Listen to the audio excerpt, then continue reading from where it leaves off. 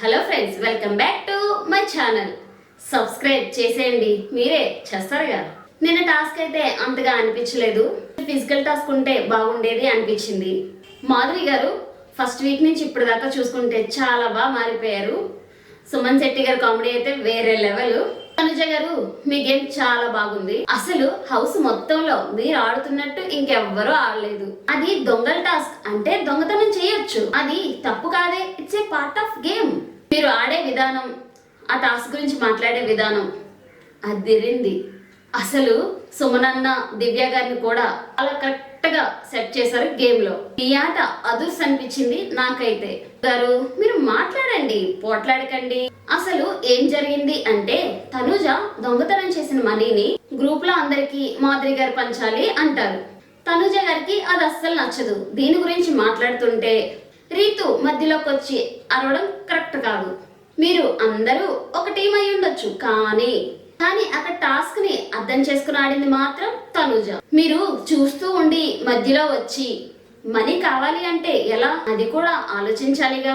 మనం మాట్లాడే మాటలే మనకి రెస్పెక్ట్ ఇస్తాయి. రితు గారు, సంజన గారు సుమన్ శెట్టి గారిని అంటారు, ఏందన్నా మీరు ఎంత హైప్ ఇచ్చాం మీకు వీకెండ్ లో, ఎందుకు దొంగతనం చేశారు అంటే, సుమన్ శెట్టి గారు నాకేం తెలియదమ్మా, సూపర్ యాక్టింగ్. అసలు దొంగతనం చేసిందే ఆయన, అందరూ ఎవరు తీశారని అడిగితే బాగా చెప్పారు సమాధానం. రాము వచ్చి సుమన్ శెట్టి గారిని 200 కావాలి అన్నా అంటే, ఇంటికి వెళ్ళాక 2000 ఇస్తా, ఇప్పుడు వదిలే అంటారు. తనుజ సుమన్ శెట్టి గారితో ఎవరికి చెప్పకండి అని దాచిపెట్టుకోండి అని ప్లాన్ వేసుకున్నారు. సంజన గారు ఇమాన్యువల్ తో మాట్లాడుతున్నారు బాత్రూమ్ దగ్గర. ఉంటాం అని మన వాళ్ళు అన్నారు.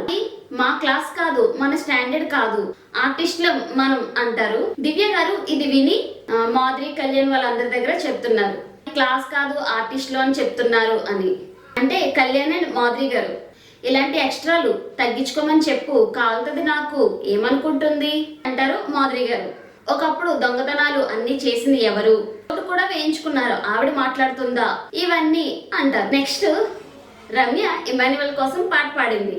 తర్వాత సాంగ్ ఎలా ఉంది, ఫీల్ అయ్యావా అంటే, పాడమని అడిగినందుకు ఫీల్ అయ్యా అంటారు ఇమాన్యువల్ గారు. తర్వాత బిగ్ బాస్ టాస్క్ పెట్టారు, panipuri and tea shop task. ఏదో అలా వెళ్ళిపోయింది, తినడం కోసమే పెట్టినట్టుంది.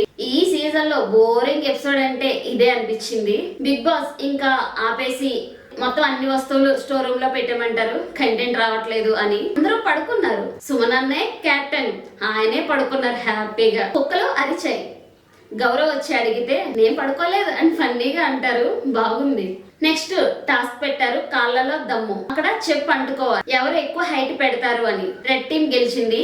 డిమాండ్ హైట్ తక్కువ, కొంచెం హైట్ గా పెడదాం అనుకుని పడిపోయారు కింద. ఓడిపోయిన టీం గెలిచిన టీం లీడర్ ని భుజం పైన వేసుకొని, ఇక్కడైతే మాధురి గారు చాలా మారిపోయారు. First week full attitude fire తో వచ్చారు, కానీ ఈ వీక్ టాస్క్లు బాగా ఆడుతున్నారు, అర్థం చేసుకుని అందరితో కలిసిపోయి మాట్లాడుతున్నారు అని నాకు అనిపించింది.